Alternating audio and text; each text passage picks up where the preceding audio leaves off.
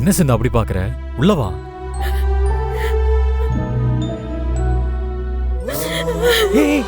சிந்து சிந்து என்ன பண்ற? எந்திரி. சிந்து என்ன பண்ற? எந்திரி. சிந்து எந்திரி. எந்திரின்னு சொல்றேன்ல, எந்திரி.